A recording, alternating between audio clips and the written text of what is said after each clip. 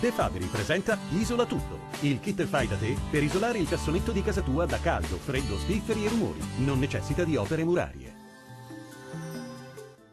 Ben ritrovati al meteo. Epifania all'insegna di un tempo sempre stabile sul Triveneto.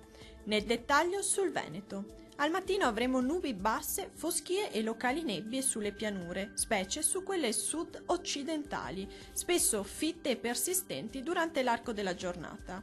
Sarà più soleggiato sui restanti settori con cielo poco nuvoloso. Temperature minime tra i -4 e -1 gradi, massime comprese tra i 6 e 7 gradi.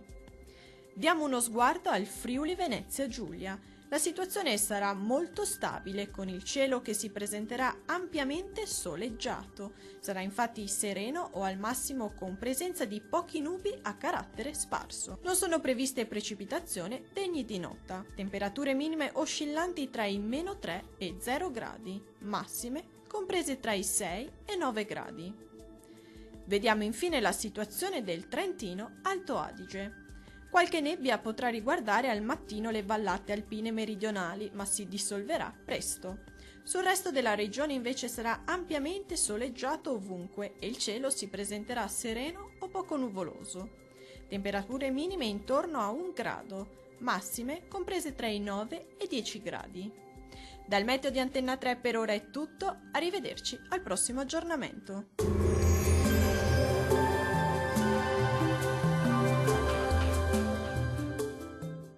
De Fabri presenta Isola Tutto, il kit fai da te per isolare il cassonetto di casa tua da caldo, freddo, spifferi e rumori. Non necessita di opere murarie.